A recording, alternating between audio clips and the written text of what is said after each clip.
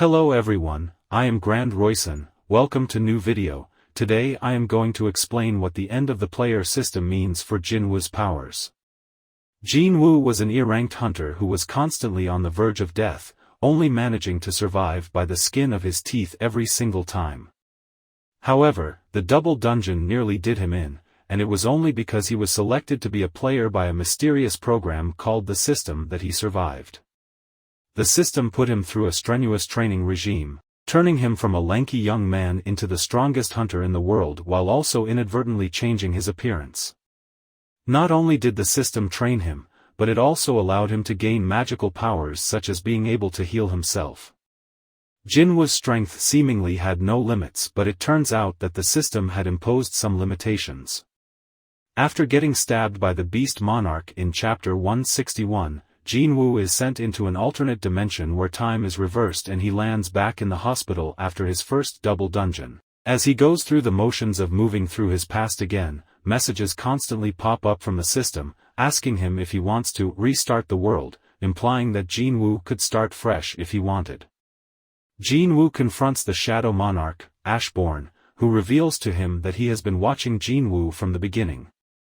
Monarchs and rulers need to have human vessels in order to descend to Earth, and while most of them have found a vessel, the Shadow Monarch was much too powerful for a normal human being to handle. Things get more complicated when said human being also has to withstand the powers of the King of the Dead. That's where the architect came in. The architect promised Ashborn to find someone strong enough to become his vessel as long as he could be granted immortality. When Jinwoo was dying in the double dungeon and was chosen as the player, it wasn't done by the architect. Instead, the Shadow Monarch stepped in and overruled the architect because he saw something in Jinwoo'S raw desperation and desire to live, despite how close he was to death. To the King of the Dead, it made perfect sense for Jinwoo to become his vessel. Even though Ashborn chose him, it didn't mean Jinwoo was ready.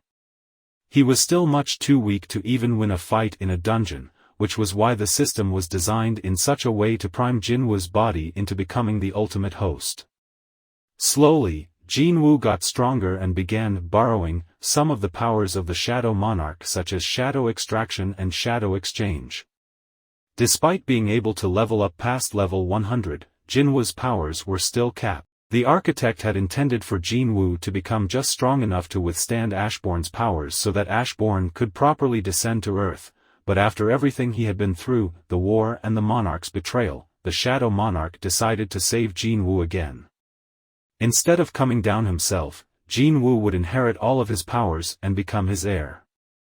Over the short period of time they spent together, Ashborn had grown fond of him, watching as he failed but always coming back stronger. There were a few moments in the webtoon when it looked like Jinwoo was becoming more detached from his humanity, but his fierce determination to protect his family became the foundation of his desire to protect the rest of the world.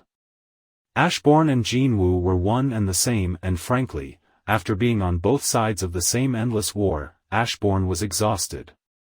He didn't want to keep fighting anymore, so his abilities weren't the only thing he gave Jinwoo, he also gave him the choice to choose the side to fight for. Jinwoo'S revival not only restored his powers but also broke the system. All of his shadow soldiers came back, powers restored, and in Igris's case, can now talk. If you like this video, please like, subscribe and share for more. Thanks you all, meet you in another video.